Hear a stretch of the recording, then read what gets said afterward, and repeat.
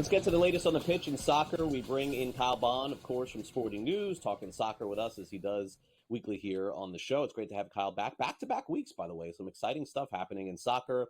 We'll get to the Champions League quarterfinals coming up, some futures bets potentially as well, and the big game between Arsenal and Chelsea in the Premier League. We'll have a preview of that. Hopefully we can get to all this, Kyle, but let's get started with the Madrid Derby here. Atletico Madrid, Real Madrid, a crazy finish to a game yesterday that, some people watch, some people not. I think probably we should describe the ending as to what happened yesterday and what it could mean for the future of soccer and replays. Yeah, there's a lot to discuss here because it was really a memorable finish. It felt like controversial at the time. Looking back on it, maybe not so much, but still a lot of debate about this. So basically, the game it was an awesome game. Two teams throwing haymakers. It's one of those high on intensity, low on quality. Only one goal scored in the first minute of the game, 25 seconds in. Nobody scored after that, but it was really back and forth, a fun watch. It went to a penalty shootout between two teams that hate each other's guts.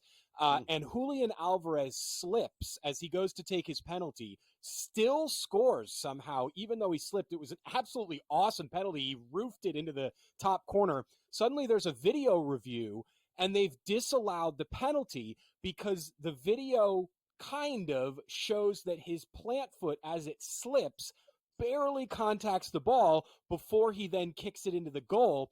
And the penalty taker is not allowed to touch the ball twice before another player does. And the point of the rule is to keep the penalty taker from deceiving the goalkeeper with maybe one touch and then scoring, or to keep it from if the penalty taker hits the post and the ball comes back out, he is not allowed to then touch it again and put it back into the net.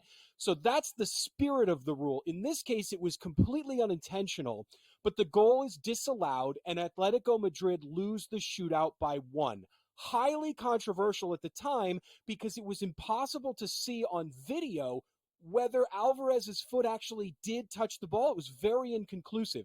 Now, it comes out later that UEFA and other leagues have technology to detect touches on the ball, whether it be a chip in the ball. In other competitions or in this one, they have 26 cameras that triangulate and use AI technology to track touches on the ball and body movements. That's normally used for offside situations, but in this case, it detected 2 touches on the ball.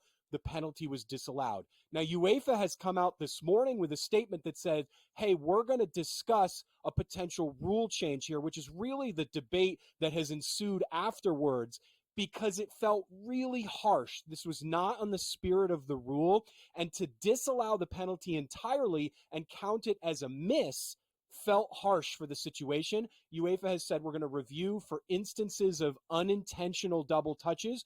You might consider they could rule that the penalty would be retaken rather than counted as a miss. So that's sort of been the fallout. It was very memorable, very controversial, and a really good game, and something we'll remember for a long time, maybe even because it could end up in a rule change. Yeah, and from sports bettors, I cannot even imagine the end of that one. Affected people. All right, quickly, let's go to the Champions League. We got the quarterfinals. We'll talk some futures here.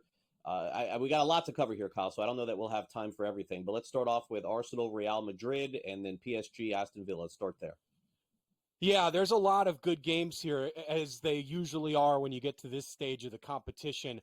Arsenal Real Madrid will be really, really fun. You've got two flawed teams here. Real Madrid do not look like they're at their best. They were really troubled by Atletico Madrid a number of times. They really were locked down. Kylian Mbappe was not very good in both legs.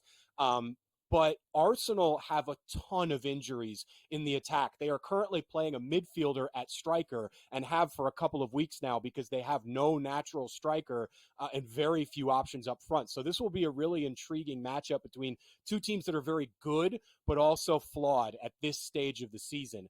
PSG, Aston Villa. PSG are maybe the second best team in this competition, which is not something we expected to say, maybe around Christmas time. They didn't look at their best, but they have really turned a corner and have come through. Ousmane Dembele is a low-key Ballon d'Or candidate now. So that's going to be, I think PSG take that pretty easily.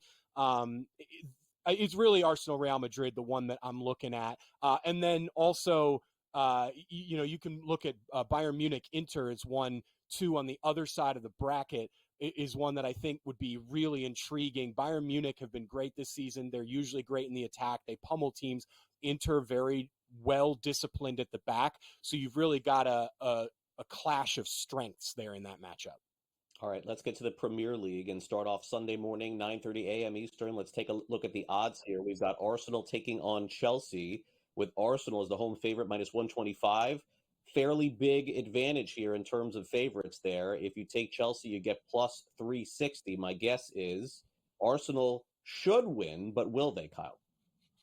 Yeah, this is a tough one because, I mentioned Arsenal very, very thin in the attack. Chelsea are the same way. They lost Nico Jackson to injury, and nobody's really been able to replace him. Christopher Nkunku has been very poor in the attack, and Enzo Maresca has tried so many things to get this team going. He's played a ton of players out of position. He's just tinkering all over the place. I'm liking the under here. The market kind of dumped the value on that I thought might show up on the under because these are two teams known for scoring goals normally, but the market has sort of adjusted. I still like the under in this one. You can get it at about minus 120. I do like the value on Chelsea here. That's a very big disparity. And Arsenal have not been great over the past few months. They've just been very inconsistent, and I could see them dropping points here. Chelsea need this game more than Arsenal do. All right, fair enough. Final one, Atletico Madrid, Barcelona, Sunday afternoon, 4 p.m. Eastern. Barcelona, a favorite here, Kyle. We got about a minute to go. Who do you like? Yeah, Barcelona is the best team in the world right now, but you can never count Atletico Madrid out, especially at home, just like we saw against Real Madrid. They probably deserve to come out with that one with a win. And so you could really see them troubling Barcelona, but it's hard to pick against Barcelona right now. You can get the over three goals here. I like the over 3 goal selection just to hedge your bet a little bit. You can get that one at about minus 120. Atletico Madrid play to their other team, and Barcelona score a ton of goals. So I think that one goes over. All right, Kyle, have a great weekend. Thanks again for coming on. Thanks, Craig.